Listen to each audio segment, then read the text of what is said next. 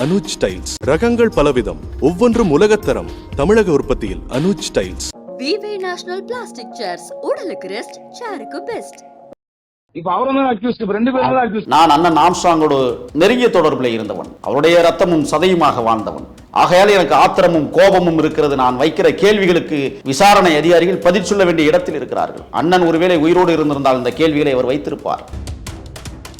செம்பியம் காவல் நிலையம் 150 மீட்டர் தொலைவில் இருக்கிறது. அண்ணன் ஆம்ஸ்ட்ராங் அவர்களுடைய வீட்டிற்கு அருகிலேயே செம்பியம் காவல் நிலையத்தில் பணி செய்த முதன்மை ஆய்வாளர், கடைநிலை ஊழியர் வரை என்ன கொண்டிருந்தார்களா? நீங்கள் என்ன செய்து கொண்டிருந்தீர்கள்? நான் இப்பொழுது சொல்லுகிறேன். செம்பியம் காவல் நிலையத்தில் அண்ணன் படுகொலை செய்யப்பட்ட போது இருந்த அதிகாரிகள் அனைவரையும் விசாரணைக்கு உட்படுத்தப்பட வேண்டும். பல ரவுடிகள் சேர்ந்து ஒரு ரவுடியை கொலை செய்ததாக சித்தரித்து காவல்துறை இந்த வழக்கை நடத்தி கொண்டிருக்கிறது என்கிற குற்றச்சாட்டை சொல்லுகிறேன். அப்ப ஆம்ஸ்ட்ராங் அவர்களை ரவுடி என்கிற பட்டியலில் கொண்டு வர துடிக்கிறது காவல்துறை. இந்த வழக்கை மூடி மறைப்பதற்கு, ஊத்தி மூடுவதற்கு எல்லா வகையிலும் காவல்துறை வேலை செய்து கொண்டிருக்கிறது. குறிப்பிட்ட செம்பியம் காவல் நிலையம் வேலை செய்து கொண்டிருக்கிறது. நியமிக்கப்பட்டிருக்கிற சிபிசிஐடி வேலை செய்து கொண்டிருக்கிறது. சிபிசிஐடியுடைய லட்சணம் எங்களுக்கு தெரியும். ஒரு கொலை நடந்தால் அந்த கொலைக்கான உபகரணங்கள் என்ன? கைபேசி வழியாக பேசினான்னா கண்டுபிடிக்கிறீங்க, எங்கேருந்து பேசினான்னா கண்டுபிடிக்கிறீங்க, பயன்படுத்தி அருவாளை கண்டுபிடிக்கிறீங்க, துப்பாக்கியை காண்பிக்கிறீங்க, அத்தனை நீதிமன்றத்தில் ஒப்படைக்கிறீங்க. சாட்சியங்கள், சாட்சி 4/8/2023 பெங்களூர்லேருந்து ஆவடியை நோக்கி அசோத்தாமன் காரில் வந்துகிட்டு இருக்கும்போது ஆவடியை சேர்ந்த காவல்துறை அதிகாரிகள் கைது செய்கிறார்கள். எதனால் கைது செய்கிறாங்க? திருவள்ளூர் மாவட்டம் மீஞ்சூர் பகுதியை கொண்டக்கரை ஊரை சேர்ந்த பெருமாள் கோயிலை சேர்ந்த ஜெயபிரகாஷ் என்பவர் கொடுத்த மிரட்டல். துப்பாக்கி முனையில் என்னை கடத்தி கொண்டு போய் என்னிடமிருந்த 10,000 ரூபாய் பணத்தையும் கைபேசியும் பறித்து சென்று விட்டார்கள். வியாசர்பாடியிலே ஒரு வீட்டிலே கொண்டு போய் அடைத்து என்னை கொடுமைப்படுத்தினார்கள் என்கிற அடிப்படையில் வழக்கு பதிவு செய்யப்பட்டு, குற்றச்சாட்டு பதிவு செய்யப்பட்டு, அதன் அடிப்படையில் ஆவடியில் கைது செய்யப்பட்டார் அசோத்தாமன். அவன் சிறையில் இருப்பதற்கு காரணம் காவல்துறை சொன்னதாக ஊடகங்கள் சொன்னது, அசோத்தாமனை கைது செய்ய சொன்னதே ஆம்ஸ்ட்ராங் தான் என்று செய்தியை பரப்பினார். உண்மை என்ன? அசோத்தாமனை சிறையிலிருந்து வெளியில் எடுத்ததே அண்ணன் ஆம்ஸ்ட்ராங். அண்ணன் ஆம்ஸ்ட்ராங் கொலை வழக்கிலே மறைந்திருக்கிற உண்மைகளை வெளிக்கொண்டு வருவதற்கு என் போன்ற ஊடகங்கள் வெளிப்படைத்தன்மையோடு பேச வேண்டும். உண்மை குற்றவாளிகளை உலகத்திற்கு அறியப்படுத்தப்பட வேண்டும். அதற்கு சென்னை மாநகரத்தினுடைய போலீஸ் கமிஷனராக இருக்கிற மரியாதைக்குரிய வருண் அவர்கள் சிறந்த அதிகாரிகளை கொண்டு உன்னிப்பாக கவனித்து நடவடிக்கை எடுக்க வேண்டும். இதற்கு பின்னால் ஒளிந்திருக்கிற சக்தி 3 பேர்.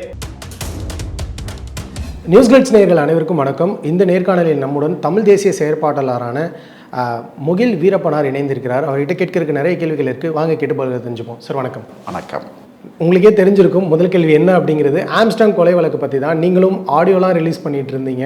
இந்த சமயத்தில் உங்கள் மீது ஒரு விமர்சனம் வைக்கப்பட்டது. என்ன அப்படின்னா, இவர் கேஸை வேணும்னே டைவர்ட் பண்ணுறாரு அப்படிங்கிற ஒரு விமர்சனம் முன்வைக்கப்பட்டது. இப்போ இந்த ஆம்ஸ்ட்ராங் கொலை வழக்கில் ஏகப்பட்ட பேர் புலனாய்வு பண்ணுறேன் அப்படிங்கிற பேரில் ஸ்பாட்டுக்கு போயிட்டு நிறைய வீடியோக்களை போடுறதும், நிறைய விஷயங்களை பேசுறதும், அவங்களே ட்ரா பண்ணி காட்டுறது, ஸ்கெட்ச் போடுறதுன்னு இருக்கும்போது, நீங்கள் ஒரு சைடு இப்போ ஆடியோ ஒன்று வெளியிட்டிருக்கீங்க. இப்போது ரீசெண்டாக ஜெயிலில் இருக்கக்கூடிய நாகேந்திரன் தான் பேசு பொருளாக இருக்கார் இந்த கேஸை பொறுத்த வரைக்கும். இந்த டைமில் இந்த ஒரு ஆடியோ வெளியிட்டிருக்கீங்க. உங்களுடைய பார்வை இந்த கேஸில் எப்படி இருக்குது? திசை திருப்புகிற முயற்சியை காவல்துறை தான் திட்டமிட்டு செய்கிறது என்கிற குற்றச்சாட்டை பதிவு செய்ய கடமைப்பட்டிருக்கிறேன். நாம் எழுப்புகிற சந்தேகங்கள் மக்களுக்கானது. மக்கள் தெரிய வேண்டும், மக்கள் கேட்கிறார்கள். நான் அண்ணன் ஆம்ஸ்ட்ராங்கோடு நெருங்கிய தொடர்பில் இருந்தவன், அவருடைய ரத்தமும் சதையுமாக வாழ்ந்தவன். ஆகையால் எனக்கு ஆத்திரமும் கோபமும் இருக்கிறது. நான் வைக்கிற கேள்விகளுக்கு விசாரணை அதிகாரிகள் பதில் சொல்ல வேண்டிய இடத்தில் இருக்கிறார்கள். அண்ணன் ஒருவேளை உயிரோடு இருந்திருந்தால் இந்த கேள்விகளை அவர் வைத்திருப்பார். அவருக்கு பதிலாக நான் வைக்கிறேன், மக்களுடைய ஆதரவோடு. இதற்கு பதில் தேவை. முதலில் ஆருத்ரா கோல்டு நிறுவனத்தை உள்ளே இழுத்து வெளியிட்டது யார்? ஒரு மாபெரும் மகத்தான மண்ணுரிமை தலைவர் இந்த மண்ணிலே வீழ்த்தப்பட்டிருக்கிறார் என்றால், ஒரு தேசிய கட்சியினுடைய ஒரு மாநில தலைவர் இந்த மண்ணிலே வீழ்த்தப்பட்டிருக்கிறார் என்றால், 1000 சட்டக்கல்லூரி மாணவர்களை உருவாக்கி அற்புத பேராற்றல் மிகுந்த பெருந்தலைவன் வீழ்த்தப்பட்டிருக்கிறார் என்றால், கற்பி ஒன்று சேர் புரட்சி செய் என்கிற தாரக மந்திரத்தின் அம்பேத்கரிய கொள்கைகளை உள்வாங்கி கொண்டு பௌத்தத்தை தழுவிய அண்ணன் ஆம்ஸ்ட்ராங் அவர்கள் வீழ்த்தப்பட்டிருக்கிறார் என்றால், இதற்கு பின்னால் ஒளிந்திருக்கிற மர்ம சக்திகள் யார் என்பதை வெளிக்கொண்டு வர வேண்டும் என்பதற்காகத்தான் தொடர்ந்து நாம் பேசி வருகிறோம்.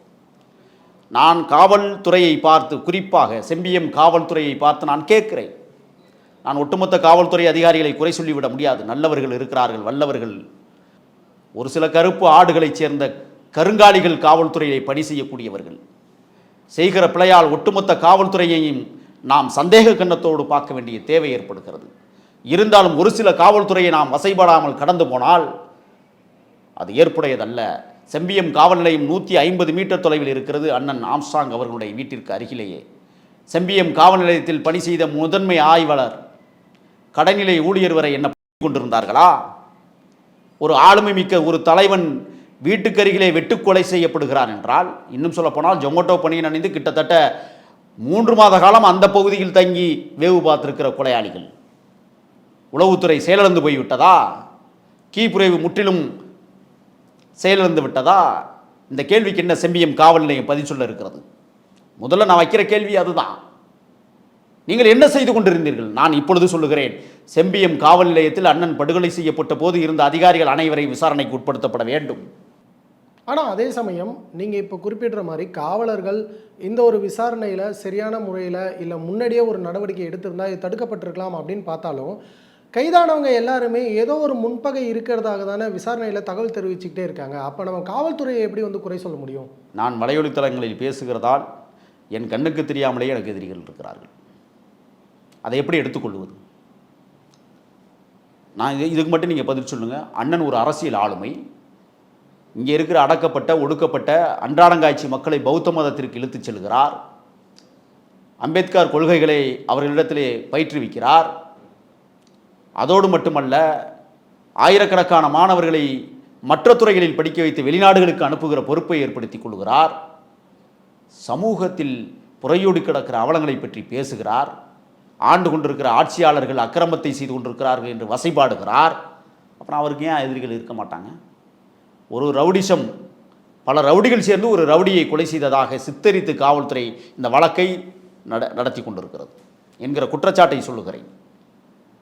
அப்போ ஆம்ஸ்ட்ராங் அவர்களை ரவுடி என்கிற பட்டியலில் கொண்டு வர துடிக்கிறது காவல்துறை. ஒரு 4 நாட்களுக்கு முன்பு முருகேசன் என்கிற ஒருவர் கைது செய்யப்பட்டிருக்கிறார். என்ன சொல்கிறது காவல்துறை? ஆம்ஸ்ட்ராங் அவர்களுடைய நெருங்கிய கூட்டாளி கைது செய்யப்பட்டான் என்று பத்திரிகையில் செய்தி வருகிறது என்றால் அவன் A+ ரவுடி என்று சொல்லுகிறார்கள். அப்போ ஆம்ஸ்ட்ராங் அவர்களை A+ குற்றவாளி என்று கருதுகிறதா காவல்துறை? இதுக்கு காவல்துறை பதில் சொல்லி ஆக வேண்டும். யாரை நீங்கள் பலிகடாவாக்க பார்க்கிறீர்கள்? இந்த வழக்கை மூடி மறைப்பதற்கு, ஊற்றி மூடுவதற்கு எல்லா வகையிலும் காவல்துறை வேலை செய்து கொண்டிருக்கிறது. குறிப்பிட்ட செம்பியம் காவல் நிலையம் வேலை செய்து கொண்டிருக்கிறது. நியமிக்கப்பட்டிருக்கிற CBCID வேலை செய்து கொண்டிருக்கிறது. CBCID லட்சணம் எங்களுக்கு தெரியும்.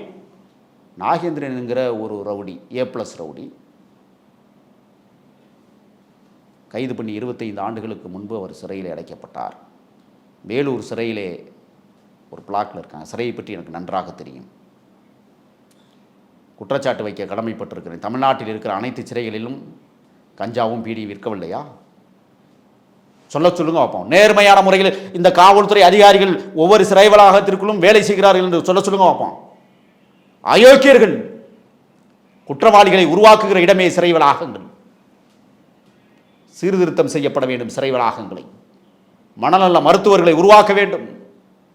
மனநல போதகர்களை உருவாக்க வேண்டும். சமூக செயல்பாட்டாளர்கள் சிறை வளாகத்திற்குள் பாடம் எடுக்க வேண்டும். நாகேந்திரன் என்கிறவர் வேலூர் சிறையில், எந்த வேலூர் சிறை? 1995ஆம் ஆண்டு எமது இனமானத்தினுடைய போராளிகள் 48 பேர் சுரங்கம் தோண்டி தப்பித்த மாபெரும் மகத்தான சிறை தெரியுமா உங்களுக்கு? ஆகஸ்ட் 14ஆம் தேதி அவர்கள் சுதந்திரத்தை அடைந்தார்கள் வேலூர் சிறையிலிருந்து. அந்த சிறை வளாகத்திற்குள் 25 ஆண்டு காலம் நாகேந்திரன் என்கிற ஒரு நபர் பல கொலைகளை செய்வதற்கு திட்டம் தீட்டி அனுப்பியிருக்கிறார் என்றால் 25 ஆண்டு காலம் அந்த வேலூர் சிறையிலே வேலை செய்த காவல் பொறுக்கிகள் என்ன செய்து கொண்டிருந்தார்கள்? கண்காணிப்பு கோபுரங்கள் இருக்கிறதா இல்லையா? கேமராக்கள் இருக்கிறதா இல்லையா? சுற்றுக்காவல் இருக்கிறதா இல்லையா? இன்னும் சொல்லப்போனால் பிளாக் காவல் இருக்கிறது. ஒவ்வொரு பிளாக்கும் காவல்துறை இருக்கிறது. அவர்கள் ஏன் கண்காணிக்க தவறினார்கள்? இப்போ காவல்துறை தான் சொல்லுது இந்த கொலையை செய்வதற்கு வேலூர் சிறையிலிருந்து நாகேந்திரன் திட்டம் தீட்டினார் என்றால் அப்போ யார் குற்றவாளி? நாகேந்திரனா? நாகேந்திரனை பாதுகாக்கிற காவல்துறையா? பதில் இருக்கிறதா இல்லையா? ஆனால் இந்த இடத்துல இன்னொரு கேள்வி இல்லை சார். என்ன அப்படின்னா, நாகேந்திரன் அவர்கள் என்னதான் ஜெயிலுக்குள்ளே இருந்து திட்டம் தீட்டி இருந்தாலும், நீங்கள் காவல்துறை அதிகாரிகள் மீது வைக்கக்கூடிய குற்றச்சாட்டு ஒரு பக்கம் இருந்தாலும், அவர் வெளியில் இருக்கக்கூடிய ஆம்ஸ்ட்ராங் அவர்கள் கூட ஒரு சரியான அளவு நட்புலையும் இருந்ததாக சொல்லப்படுதே சார். அப்போ அதுவும் ஒரு பக்கம் உண்மையாக தானே எடுத்துக்கணும். நானும் அண்ணனும் பல மணி நேரங்கள்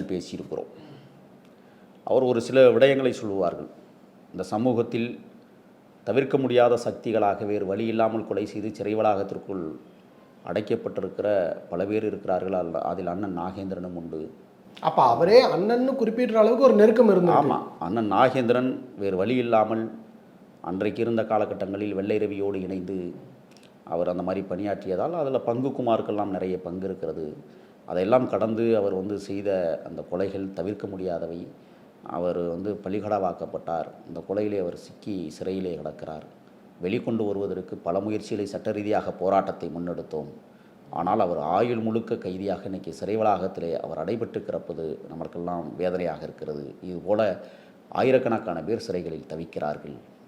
அதற்காகத்தான் சட்ட மாணவர்களை நாம் உருவாக்கி பொய் வழக்குகளில் புனையப்பட்டு நிறைய பேர் சிறை வளாகங்களில் சிக்குண்டு கிடப்பதை வெளியிலே கொண்டு வர வேண்டும் என்று போராடிய பெருந்தகை தலைவன் அண்ணன் ஆம்ஸ்ட்ராங் அவர்கள். ஆனால் அவருடைய உதவியினால் படித்தவங்களே இப்போ அவருக்கு முதுகு பின்னாடி குத்தியிருக்காங்களே சார். இல்லை, குத்திருக்கிறன்னு யார் உண்மையை சொல்கிறா? காவல்துறை சந்தேகத்தின் அடிப்படையில் பல வழக்கறிஞர்களை கைது செய்கிறது. வழக்கறிஞர்கள் என்ன குற்றம் செய்யாதவர்களா? கட்ட பஞ்சாயத்து செய்யாதவர்களா? இதுக்கு என்ன பதில் இருக்கிறது? இப்போ இதுவரை நீங்கள் கைது செய்திருக்கிற அனைவரும் சந்தேகத்திற்கு உரியவர்கள் என்கிற அடிப்படையில் தானே கைது செய்திருக்கிறீங்க. கொலை செய்தவர்களை நீங்கள் தலைக்கவசம் அணிந்து அந்த இடத்துல வெட்டிட்டு போனவங்கள திருவேங்கடம் என்கிற ஒரு நபரை என்கவுண்டர் செய்து 6 மணி நேரத்தில் நீங்கள் இந்த வரைபடத்தை வெளியிட்ட மர்மம் என்ன? ஏன் வெளியிட்டீர்கள்? ஒரு மாபெரும் தலைவன் படுகொலை செய்யப்பட்டதற்கு பிறகு அந்த வழக்கு விசாரணைகள் ரகசியமாக்கப்பட வேண்டுமா இல்லையா? அப்போ காவல்துறை ரகசியங்களை பாதுகாக்க தவறிய காரணத்தால் விசாரணை அதிகாரிகளையே நீங்கள் விசாரணை செய்யப்பட வேண்டிய இடத்தில் இருக்கிறது. ஏனென்றால் அண்ணன் இறந்து போன 8வது நாள் புதுக்கோட்டை மாவட்டம் திருவரங்குளம் ஆரஸ்வதி என்று சொல்லக்கூடிய வனஸ்வதி காட்டுக்குள், அடர்ந்த காட்டுக்குள் திருச்சியை சேர்ந்த பூர்வீகம் ராமநாதபுரத்தை கொண்ட துரை என்கிற துரைசாமியை அவசரமாக திருச்சியிலிருந்து பிடித்து கொண்டு போய் காட்டிற்குள் வைத்து சுட வேண்டிய அவசியம் என்ன இருக்கிறது காவல்துறைக்கு? ஏன் இதை நான் சொல்கிறேன்னு கேட்குறீங்களா? தொடர்பு இருக்கிறது. சும்மாலாம் நான் பேசாமல் இல்லை, எல்லா ஆதாரத்தோடையும் திரட்டிக்கிட்டு தான் பேசுகிறோம். அருவாள் தயாரிக்கப்பட்டது எங்கே? இதுவரை காவல்துறை வெளியிட்டிருக்கிறதா? அந்த கத்திகள் எங்கே உருவாக்கப்பட்டது? எந்த இரும்பிலே செய்யப்பட்டது? தொடர்வண்டித்துறையிலே தண்டவாள பகுதிகளில் இருக்கிற பயன்படுத்தப்படாத அந்த தண்டவாளங்களை இது போன்ற கத்திகள் செய்வதற்கு திருடுகிறார்கள். அது ஸ்டெயின்லெஸ் கத்தி, அதில் தான் உருவாக்க முடியும். தெரிக்காது, வளையாது. இதை என்றைக்காவது காவல்துறை கைப்பற்றி பிடித்து விசாரித்ததுண்டா? 2000 A+ குற்றவாளிகள் என்று அரசு அறிவித்திருக்கிறதே. நீங்கள் பிடிக்கிற ஒவ்வொரு குற்றவாளி கையிலும் துப்பாக்கி கைப்பற்றப்படுகிறதே. நீங்கள் பிடிக்கிற ஒவ்வொரு குற்றவாளியுடைய கைகளிலே ஸ்டெயின்லெஸ் கத்திகள் பறிமுதல் செய்யப்படுகிறதே. துப்பாக்கிக்கு நீங்கள் உரிமம் கொடுத்தீர்களே, கத்திகளுக்கு உரிமம் கொடுக்க துப்பு இருக்கிறதா? அதுவும் மனித கொலைகளை செய்வதற்கான கத்திகளை தயாரிப்பவர்கள் யார் என்பதை கண்டறிய துப்பு இருக்கிறதா? ஏன் இதையெல்லாம் கண்டுபிடிக்க மறுக்கிறார்கள்? அப்போ நீ கத்தியை தயாரிச்சுட்டே இரு, குற்றவாளிகளை உருவாக்கிக்கிட்டே இரு, கொலை நடந்துக்கிட்டே இருக்கணுங்கிற நோக்கமா?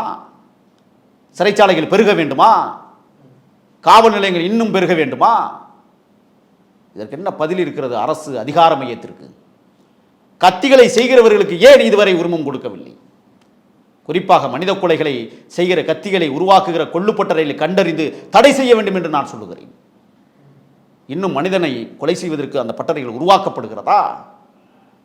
சார், இந்த துரைசாமி இருக்கிறானே, அவன் ஒரு சாதிய படுகொலையாளன். அவன் ஜாதிக்கு எதிராக அவன் யாராக இருந்தாலும் படுகொலை செய்வான். அவனுடைய நோக்கம் அதுதான். இல்லாமல் அது யாராக இருந்தாலும் சரி, அவன் ஜாதிக்கு அவன் சரியாக இருக்கிறான். அவன் ஜாதியை சீண்டுனா அவன் கொள்ளுவான் யாரை வேணாலும். ஆகையால் தான் திருச்சி எஸ்பி மரியாதைக்குரிய வருண் அவர்கள் தலைமையிலே அவருடைய மனைவி வசுந்தரா தாஸ் பாண்டே அவர்கள் புதுக்கோட்டை மாவட்ட எஸ்பியாக இருந்து கொண்டு திருவரங்குளம் காட்டிற்குள் துரைசாமி என்கிற துறையை என்கவுண்டர் செய்தார்கள். ஏன் இந்த விடயத்தை நான் பதிவு பண்ணுறேன்னா, அந்த துரைசாமியும் வெள்ளிக்கிழமை அவன் படுகொலை செய்யப்படுகிறான், சனிக்கிழமை மட்டும் விடுமுறை, ஞாயிற்றுக்கிழமை திருவேங்கடம் படுகொலை செய்யப்படுகிறான். அண்ணன் இறந்த 10வது நாளில் இந்த திருவேங்கடத்திற்கும் அந்த துரைசாமிக்கும் ஒரு தொடர்பு இருக்கிறது. 2 பேரும் சிறை நண்பர்கள். அந்த திருவேங்கடம் யார்? சங்கரமடத்தின் மூலமாக படுகொலை செய்யப்பட்ட, உங்களுக்கு தெரியும் நினைக்கிறேன், சங்கரராமன் கொலை, அப்பு கொலை. இந்த 2 கொலைகளுக்கும் முதன்மை குற்றவாளியே இந்த திருவேங்கடம் தான். நான் சொல்ல காவல்துறை சொல்லியிருக்கிறது. அப்போ திருவேங்கடம் அண்ணன் ஆம்ஸ்ட்ராங் அவர்களை படுகொலை செய்திருக்கிறான். அவன் தான் முதலாக வந்து வெட்டியிருக்கான். அவன் தான் கண்காணிச்சிருக்கிறான். அருளோட கூட்டு சேர்ந்திருக்கிறான். ஒன்று சொல்கிறேன், அருள் கொலை செய்வதற்கு முன்னால் யாரெல்லாம் தொடர்பு எடுத்திருக்கிறான், யாரோடு தொடர்பு எடுத்திருக்கிறான், ஆடியோ நான் தரேன், வெளியிடுங்க. எதை பேஸ் பண்ணி சார் கொடுக்குறாரு? இன்னொருத்த வண்டி வந்தா கொடுத்துருவாராமா? ஆர்சி ஓனர் வேற யாரோ கொடுக்க கூடாதுல்ல? அவர் ஒரு ரிட்டையர்ட் போலீஸ் தெரிஞ்சவர்ல சார். அது பரவாயில்ல சார், கொடுத்தாரு. இப்ப அவரும் தான் அக்யூஸ்ட், இப்ப 2 பேரும் தான் அக்யூஸ்ட் சார். அதெல்லாம் நான் பாத்துக்கிறேன் சார், அதெல்லாம் பேசுவாங்க. காவல்துறைக்கு பதில் சொல்லணும் இதுக்கெல்லாம். நான் கேட்கிறேன், அந்த திருவேங்கடமும் துரைசாமியும் நெருங்கிய நண்பர்கள். துரைசாமியிடமிருந்து தான் கத்திகள் பரிமாறப்பட்டிருக்கிறது என்கிற தகவல் எனக்கு கிடைத்தது. இந்த கொலை செய்வதற்கு முன்னால் காரை எங்கே எடுக்கணும், காரை எப்படி பயன்படுத்தணும், யார் இந்த காரை வாங்கி கொடுத்தான்னு சொல்கிறேன். வேலூரை சேர்ந்த முருகேசன் என்கிற ஒரு பிஎஸ்ஓ, தென் தமிழகத்தினுடைய ஒரு ஜாதிய தலைவருக்கு பாதுகாப்புத்துறை அதிகாரியாக இருக்கிற முருகேசன் இந்த வாகனத்தை ஏற்பாடு செய்து கொடுத்திருக்கிறார். முருகேசனை இதுவரை ஏன் விசாரணை வளையத்திற்குள் காவல்துறை கொண்டு வரவில்லை? அந்த முருகேசனுக்கு மேலூர் சிறைக்கும் ஒரு தொடர்பு இருக்கிறது. ஆதாரமற்ற குற்றச்சாட்டுகள் நான் வைக்க மாட்டேன், ஆதாரத்தோட சொல்கிறேன். திருவேங்கடத்தையும் துரைசாமியும் நீங்கள் என்கவுண்டர் செய்தீர்கள். அன்றையோடு அண்ணன் ஆம்ஸ்ட்ராங் அவர்களுடைய கொலையை ஊற்றி மூடிவிட்டீர்கள் என்கிற குற்றச்சாட்டை நான் பதிவு செய்கிறேன். நான் கேட்குறேன், முதல் 5 நாள் காவல்துறை விசாரணைக்கு எடுத்தீங்கல்ல, நீதிமன்றத்தினுடைய அனுமதியோடு. அந்த 5 நாள் விசாரணையில் தானே திருவேங்கடம் படுகொலை செய்யப்பட்டார். ஆவடியில் தப்பிச்சு 12 கிலோமீட்டர் ஓடி ஒரு தகர கொட்டாய்க்கில் ஒளிஞ்சிருந்தவனை உங்கள் சுட்டு பிடிச்சிட்டாங்களாம். பிடிக்கும் போது துப்பாக்கி இருந்துச்சான், கத்திகள்லாம் இருந்துச்சான். 2000 A+ குற்றவாளிகள் கையில் அப்போ 2000 துப்பாக்கி இருக்குது. காவல்துறை ஒத்துக்கொள்கிறதா? கிட்டத்தட்ட 2000 பேர்கிட்ட ஒரு ஆளுக்கிட்ட 3 கத்தி இருக்குன்னு சொன்னால் 6000 கத்திகள் இருக்குது, பறிமுதல் செய்யப்பட்டிருக்கிறதா? இதுக்கு காவல்துறை என்ன விளக்கம் சொல்ல இருக்கிறது? நான் எல்லா காவல்துறையும் சொல்லலை, சம்பந்தப்பட்ட காவல்துறை, A+ குற்றவாளிகளை கண்காணிக்கக்கூடிய காவல்துறை. அப்படி பார்த்தா இந்த மாதிரியான சந்தர்ப்பங்களில் இதன் பிறகான நடவடிக்கைன்னு ஒன்று இருக்குல்ல சார். இப்போ நாகேந்திரன் அவருடைய பையனான அஸ்வாத்தம்மன் மாட்டியிருக்காரு. 2 பேருமே ஆம்ஸ்ட்ராங் கூட ஏதோ ஒரு உறவில் இருந்திருக்காங்க, ஒரு நட்பில் இருந்திருக்காங்க. இன்னொரு பக்கம் பார்த்தோம்னா அடுத்தடுத்த கைதுகள் இன்னும் எதிர்பார்க்கலாம், இது வந்து நீளும் அப்படின்னு சொல்லுது. அப்போ போகிற போக்கில் இந்த வழக்கு எதை நோக்கி சார் போயிட்டுருக்கு? இப்போ நான் ஒன்று சொல்கிறேன், அருளை நீங்கள் வந்து 2வது விசாரணைக்கு எடுத்தீங்க சரிங்களா? அதில் எதுவும் துப்பு கிடைக்கல. 3வது விசாரணைக்கு எடுக்கும்போது அஸ்வத்தாமன் உங்களுக்கு தென்பட்டார். அடுத்து நாகேந்திரன் தென்பட்டார். 2 பேரையும் கைது பண்ணியிருக்கிறது. இப்போ அருள் கொடுத்த ஒப்புதல் வாக்குமூலத்தின் அடிப்படையில் அஸ்வத்தாமனும் அவருடைய தந்தை நாகேந்திரனும் கைது செய்யப்பட்டார்கள் உடனுக்குடனே. இப்போ அஸ்வத்தாமனை கையில் இன்னைக்கு விசாரணைக்கு எடுத்து 4 நாள் ஆச்சு. நாகேந்திரனை விசாரணைக்கு எடுத்து 2 நாள் முடிய போகுது. இந்த விசாரணையில் என்ன துப்பு கிடைக்கலையா? அருளை நீங்கள் தூக்குன பிறகு இவங்க 2 பேரையும் தூக்குனீங்கல்ல, இவங்க 2 பேரையும் தூக்குன பிறகு முதன்மை குற்றவாளி யாருன்னு இன்னும் கண்டுபிடிக்க முடியாமல் திணறுக. காவல்துறை தோல்வி அடைந்திருக்கிறது. குற்றச்சாட்டு வைக்கிறேன், விசாரணை அதிகாரிகளை மாற்றுங்கள். சரியில்லை. மதிப்பிற்குரிய சென்னை மாநகரத்தினுடைய காவல் ஆணையருக்கு பணிவோடு சொல்லுகிறேன், இன்னும் நேர்மையான அதிகாரிகளை நியமித்தால் உண்மை குற்றவாளிகள் உலகத்திற்கு வெளிச்சமாக தெரியும். நான் ஐயா கிட்ட நான் தான் பணிவோடு சொல்கிறேன், ஐயா மாற்றுங்கள் தயவு செய்து. விசாரணை சரியான போக்கில் செல்லவில்லை. இன்றைக்கி நாகேந்திரனோடும் அஸ்வத்தாமனோடும் இந்த கொலையை நிறுத்த போகிறாங்களோங்கிற ஒரு சந்தேகம் நமக்கு வந்திருக்கிறது. 1. இப்போ நான் ஏற்கனவே சொன்னதைப் போல ஏன் சங்கரமடம் அண்ணனை கொலை செய்திருக்கக்கூடாது? சந்தேகம். அப்புவை படுகொலை செய்த திருவேங்கடம் அண்ணன் ஆம்ஸ்ட்ராங்கை கொலை செய்திருக்கிறான். ஆனால் அவர் கூலிப்படை அப்படிங்கிற ஒரு தகவலும் இருக்கே சார். கூலிப்படையாக இருக்கட்டும், கூலிப்படைக்கு காசு வாங்கிட்டு யார் சங்கரமடம் காசு கொடுத்துருக்காதா? அப்போ கொலை செய்வதற்கு இது என்ன சார் புது தியரியா இருக்கு? உண்மையை தான் சொல்கிறேன். இந்த வழக்கு புதுசு இல்லை, ஏன் நடந்திருக்க வாய்ப்பில்லை.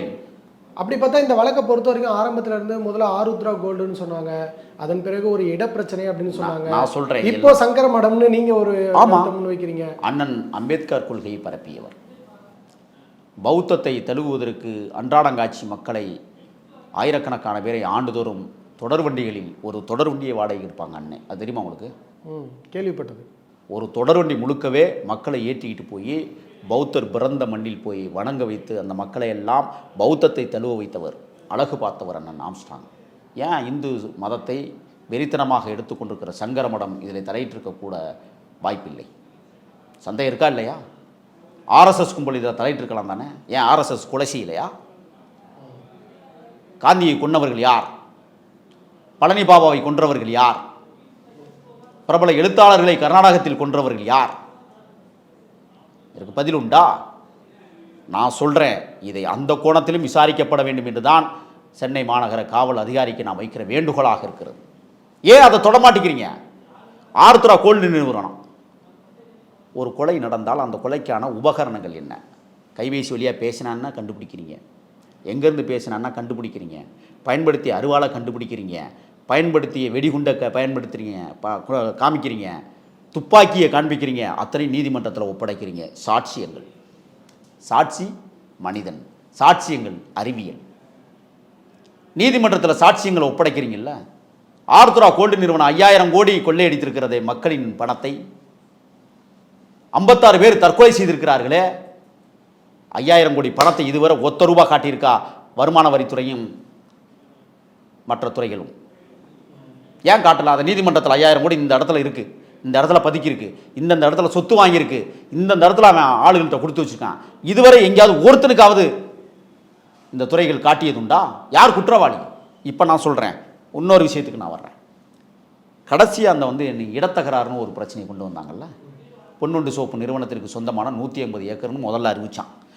அட பைத்தியங்களா, 150 ஏக்கர் அரசு நிலம். அந்த அரசு நிலத்தை ஆட்டையை போட்டு 23 வருஷம் ஆச்சு. 23 வருஷமாக அவனுடைய பாதுகாப்பில் இருக்கிறது. அங்கே கட்டடங்கள் கட்டப்பட்டிருக்கிறது, சுற்றுச்சுவர்கள் கட்டப்பட்டிருக்கிறது, மின் இணைப்புகள் கொடுக்கப்பட்டிருக்கிறது, ஆழ்துளாய் கிணறுகள் அவன் வெட்டியிருக்கிறான். அந்த இடம் உபயோகப்படுத்தப்பட்டிருக்கிறது.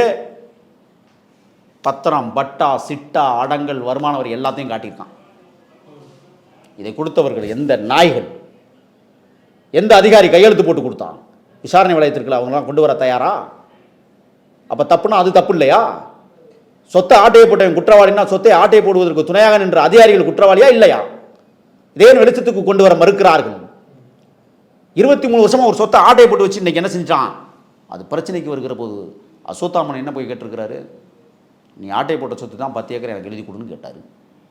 அவர் பார்வையில் அவர் கேட்டிருக்கிறாரு. குற்றம்தான். இடத்த கொடுக்கலன்னா இடத்துக்குள்ள தொகையை கூடி 20 கோடியா, 1 ஏக்கர் 2 கோடிக்கு அங்கே போயிருக்கு. அப்போ 10 ஏக்கர் 12 20 கோடி எனக்கு கொடுத்துருன்னு சொன்னான். அவன் வேறு வழி இல்லை, யாரை போய் பார்த்தா இந்த வழக்கை முடிக்கலாம்னு பார்த்தான். அண்ணன் ஆம்சாங் அண்ணனை போய் பார்த்துட்டோம்னா இந்த பிரச்சனை முடிவாகும். நான் சொல்கிறேன், ஆதாரத்தோடு சொல்லுகிறேன். 4/8/2023 பெங்களூர்லேருந்து ஆவடியை நோக்கி அசோத்தாமன் காரில் வந்துக்கிட்டு இருக்கும்போது ஆவடியை சேர்ந்த காவல்துறை அதிகாரிகள் கைது செய்கிறார்கள். எதனால் கைது செய்கிறாங்க?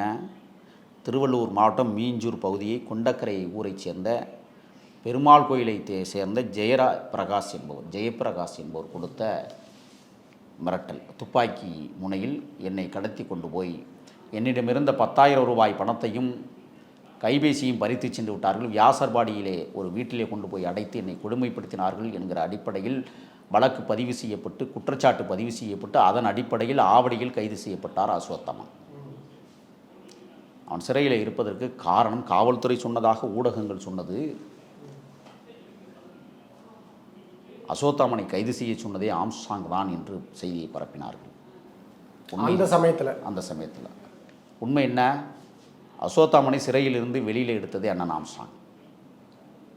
பைத்தியங்கள் எப்படியெல்லாம் போய அண்ணன் ஆம்ஸ்ட்ராங் அவர்களை ரவுடிப்பட்டியில் கொண்டு போய் சேர்ப்பதற்கான முயற்சிகளை முன்னெடுத்தார்கள். அதற்கு பிறகு என்ன நடந்தது? திருவள்ளூர் மாவட்டத்தினுடைய கட்டிட ஒப்பந்ததாராக அவர் பணி செய்கிறார். அப்படிப்பட்ட ஒரு நபரை துப்பாக்கியை காட்டி மிரட்டி அவற்றிலிருந்து பொருள்களை பறித்ததனுடைய விளைவு தான் அசோத்தாமன் வெளியில் உலகத்திற்கு தெரிய வருகிறார். முதல் ரவுடிப்பட்டியில் சேர்க்கப்படுகிறார். அதுவரை அவர் மீது எந்த வழக்குகளும் இல்லை. ஒரு வழக்கறிஞராக பணி செய்தவர். இப்போ நான் என்ன கேட்குறேன்னு சொன்னால், வட்டமந்திரி அச்சுதன், நந்தா, புகழ், செல்வா போன்றவர்கள்லாம் அந்த மிரட்டலில் ஈடுபட்டதாக, கடத்தியதாக குற்றச்சாட்டு பதிவு செய்து வழக்குகள் பதிவு செய்யப்பட்டிருக்கிறது. ஆனால் ஆம்ஸ்ட்ராங் பிணையிலே அத்தனை பேரையும் எடுத்திருக்கிறார். இப்போ நான் கேட்குறேன், அண்ணன் ஆம்ஸ்ட்ராங் அவர்கள் அசோத்தன் மீது எவ்வளவு மரியாதையும் மதிப்பும் வைத்திருந்தார்? இருவருக்குள்ளும் இருக்கிற பிணைப்பு என்ன? மாமன் என்று அழைக்கக்கூடிய அளவில் மரியாதை கொடுத்தவர் அசோத்தாமன். சாவித்திரிபாய் பிறந்த நாளான முதலாவது பிறந்த நாள் திருவேற்காட்டிலே நடைபெற்றிருக்கிற போது பௌத்தம் தழுவிய நாடு என்கிற புத்தகத்தை அண்ணன் ஆம்ஸ்ட்ராங் அவரிடத்திலே அச்சுதானந்தன் அஸ்வத்தமன் கொடுத்து அழகு பார்த்தார். ஆயிரக்கணக்கான பேர் அந்த விழாவிலே கலந்து கொண்டார்கள். அப்படிப்பட்ட ஒரு நபர்தான் இன்றைக்கு புறமுதுகில் குத்திவிட்டார் என்றெல்லாம் பொய் செய்தியை பரப்புவது போல தோன்றுகிறது. இந்த வழக்கை ரவுடிகளுக்கும் ஒரு ரவுடிக்கும் நடந்த யுத்தத்தில் ஒரு ரவுடி கொல்லப்பட்டான் என்று கதையை முடிப்பதற்கு காவல்துறை திட்டம் தீட்டுகிறதோ என்கிற சந்தேகம் வலுக்கிறது. சரி, அஸ்வத்தாமன் சிறை வளாகத்திற்கு உட்கார்ந்து இந்த சதியை தீட்டியிருக்கிறார் என்று சொல்லுகிறார்கள். காவல்துறை செம்பியம் நாகேந்திரனை சிறை வளாகத்திற்குள் போய் சந்தித்து, நீங்கள் இந்த வழக்கிலே குற்றவாளியாக சேர்க்கப்பட்டிருக்கிறீர்கள், அதற்கான நகலை ஒப்படைக்கிறோம் என்று சொல்லப்போது சிறை வளாகத்திற்குள் மிகப்பெரிய தகராறு நடந்தேறி இருக்கிறது. கைதிகளுக்குள்ள? ஆமாம், இல்லை, கைதிகளுக்குள்ள, காவல்துறைக்கும் நாகேந்திரனுக்கும். சிறை நிர்வாகம் என்ன செய்தது, அந்த கடிதத்தை வாங்கி அவர் தங்கியிருந்த அறையிலேயே ஒட்டி விட்டு சென்று விட்டார்கள். கைது செய்யப்படுகிறார், விசாரணைக்கு அழைத்து வரப்படுகிறார். இரு சிறுநீரகங்களும் செயலிழந்து போனது நாகேந்திரனுக்கு. ஆமாம். ஸ்டான்லி மருத்துவமனையில் ஒரே மாதத்தில், குறிப்பாக பிப்ரவரி மாதத்தில் 3 முறை அவர் டயாலிசிஸ் என்கிற முறையிலே சிகிச்சைக்காக வந்திருக்கிறார். அப்போ ஸ்டான்லி மருத்துவமனையில் அவரை சந்தித்தவர்கள் யார்? ஏன் பால் கனகராஜை விசாரிக்கணும்? பால் கனகராஜ் யார்? முன்னாள் வழக்கறிஞர் சங்க தலைவர், வடசென்னை நாடாளுமன்ற வேட்பாளர் பாரதிய ஜனதா கட்சி, பாரதிய ஜனதா கட்சியினுடைய மாநில துணைத் தலைவர். நாகேந்திரன் மிகப்பெரிய கொடூர குற்றவாளி என்றால் அவருக்கு வாதாட வேண்டிய அவசியம் பால் கனகராஜுக்கு என்ன வந்தது? அவள் பணத்தை கொடுத்தால் எதற்கு வேண்டுமானாலும் வாதாடலாம், அப்படித்தானே? இப்போ அதே நபருக்கு நீதிமன்றத்தில் வழக்கு வருகிற போது காவல்துறை விசாரணைக்கு எங்களுக்கு 5 நாள் நாகேந்திரனை எடுக்க வேண்டும் என்று காவல்துறை வைத்த கோரிக்கையை எதிர்த்து பேசியதற்கு ஒரு வழக்கறிஞரை நாகேந்திரன் தரப்பு நியமித்திருக்கிறது. அப்போ அவரும் குற்றவாளி தானே? கொடூர குற்றவாளிகளுக்கு இது போன்ற காவல்துறை, நீதித்துறையை சார்ந்த அல்லது அறிஞர்களாக இருக்கிற இவர்களுக்கெல்லாம் வாதாட துடிக்கிறார்கள் என்றால் இதை எப்படி எடுத்துக்கொள்வது? ஆக எல்லா பிழைகளும் எல்லார் பக்கமும் இருக்கிறது. இந்த கொலை 3 கோணத்தில் விசாரிக்கப்பட வேண்டும். மதம் ரீதியான சங்கரமடம் செய்திருக்கலாம் என்கிற சந்தேகம் நமக்கு வலுவாக இருக்கிறது. திருவேங்கடம் அதனால் தான் என்கவுண்டர் செய்யப்பட்டாரா என்கிற கேள்வி நமக்கு எழுகிறது. 1. 2வது, இந்த பார்த்தீங்கன்னா சிசிங் ராஜாவையும் சம்பவம் செந்திலையும் இடையில கொண்டு வந்தாங்க. சிசிங் ராஜாவை ஆந்திராவில் போய் கிட்ட நெருங்கிட்டோம் பிடிக்க போகிறோம்னு அறிவித்தாங்க. கிட்ட நெருங்கிட்டோம் பிடிக்க போகிறோம்னு சொல்லுகிற போதே அவன் தப்பிப்பானா இல்லையா? சம்பவம் செந்தில 15 வருஷமாக தேடிக்கிட்டு இருக்கிறீங்க. பழைய இரும்பு பொருட்கள் விற்பனையிலே அவன் சென்னையிலே தங்கியிருந்து வியாபாரத்தை நடத்துகிறான், பல பேரை மிரட்டி பணம் பறிக்கிறான் என்றால் 15 ஆண்டுகளாக சம்பவம் செந்திலை பார்க்காத காவல்துறை தோல்வியடைந்து விட்டது என்பதை ஒத்துக்கொள்ளுகிறதா? சொல்லுங்க. அப்போ இதுவரை சம்பவம் செந்தில் எங்கே இருக்கிறாருன்னு தெரியல. முதல்ல என்ன சொன்னீங்க? வடகிழக்கு மாநிலங்களில் எங்கேயாவது பதுங்கியிருக்கலாம், நாங்கள் தேடி போகிறோம் நீங்கள். அப்புறம் என்ன சொன்னீங்க? நேபாளம் வழியாக தப்பிச்சிருக்கலாம்னு சொன்னீங்க. அப்புறம் என்ன சொன்னீங்க? ராமநாதபுரம் வழியாக இலங்கைக்கு தப்பித்து போய் எங்கேயோ மறைஞ்சிருக்கிறான்னு சொன்னீங்க. இப்போ என்ன ஒரு வாரத்துக்கு முன்னாடி செய்தி சொன்னீங்க? மும்பையில் பதுங்கியிருப்பதாக எங்களுக்கு ரகசியத்தை கொண்டு சொன்னீங்க. இது எல்லாம் காவல்துறை அறிவிச்சது. இதை எதுக்கு அறிவிக்கணும்? நீ அறிவிச்சு கொடுத்தா போய் பிடிக்கணுமா? ஏன் ரகசியங்கள் பாதுகாக்கப்படவில்லை காவல்துறையில்? ஒரு முக்கியமான வழக்கு விடயங்களில் ரகசியம் பாதுகாக்கப்பட வேண்டும். நீங்களாம் இதெல்லாம் பேசுனதுனால தான் நம்ம பேசுகிறோம். நீங்கள் இந்த கருத்தையெல்லாம் சொல்லலைன்னா நம்ம என்ன செஞ்சுருப்போம்? சந்தேகத்தில் எழுகிற கேள்விகளை முன்னெடுத்திருப்போம், தொடுத்திருப்போம். ஆக இதற்கு காவல்துறை தான் விளக்கம் சொல்ல வேண்டும். குறிப்பாக செம்பியம் காவல் நிலையம் பதிச்சொல்லியாக வேண்டும். நான் எல்லா காவல்துறையும் நாம் குறை சொல்லிவிட முடியாது. எங்கே குற்றங்கள் நடக்கிறதோ அந்த காவல்துறையை, சம்பந்தப்பட்ட காவல்துறையை நான் கண்டிப்பாக குற்றம் சொல்லுவேன். வேங்கவயலில் நடைபெற்றிருக்கிற சம்பவங்களுக்கு அந்த வேங்கவயலில் இருக்கிற காவல் நிலையத்தை நாம் குற்றம் சொல்லுவோம். அதேபோல்தான் அண்ணன் ஆம்ஸ்ட்ராங் கொலை வழக்கிலே மறைந்திருக்கிற உண்மைகளை வெளிக்கொண்டு வருவதற்கு என் போன்ற ஊடகங்கள் வெளிப்படைத்தன்மையோடு பேச வேண்டும். உண்மை குற்றவாளிகளை உலகத்திற்கு அறியப்படுத்தப்பட வேண்டும். அதற்கு சென்னை மாநகரத்தினுடைய போலீஸ் கமிஷனராக இருக்கிற மரியாதைக்குரிய வருண் அவர்கள் சிறந்த அதிகாரிகளை கொண்டு உன்னிப்பாக கவனித்து நடவடிக்கை எடுக்க வேண்டும். இதற்கு பின்னால் ஒளிந்திருக்கிற சக்தி 3 பேர், பின்னணியில் மறைந்திருக்கிற அரசியல் சக்தி யார் என்பதை வெளி உலகத்திற்கு கொண்டு வர வேண்டும். பின்னணியில் மறைந்திருக்கிற 100 கோடி ரூபாய்க்கு மேல் பேரம் பேசப்பட்ட அந்த பொருளாதார மேதை யார் என்பதை உலகத்திற்கு தெரியப்படுத்தப்பட வேண்டும். மத ரீதியான கொலை நடந்திருக்கலாம் என்பதற்கு பின்னால் மறைந்திருக்கிற மத போதகர்கள் யார் என்பதை உலகமறிய செய்ய வேண்டும். இதுதான் நாம் வைக்கிற கோரிக்கை. இந்த கோரிக்கைக்கு இந்த அரசு செவிமெடுக்க வேண்டும், இந்த கோணத்திலும் விசாரிக்க வேண்டும் என்பதுதான் எங்களுடைய கருத்தாக இருக்கிறது. உங்களுடைய நேரத்தை பயன்படுத்தி ரொம்பவே நன்றி சார். நன்றி. அனுஜ் டைல்ஸ் ரகங்கள் பலவிதம், ஒவ்வொன்றும் உலகத்தரம். தமிழக உற்பத்தியில் அனுஜ் டைல்ஸ். விவே நேஷனல் பிளாஸ்டிக் சேர்ஸ் உடலுக்கு ரெஸ்ட், சேருக்கு பெஸ்ட்.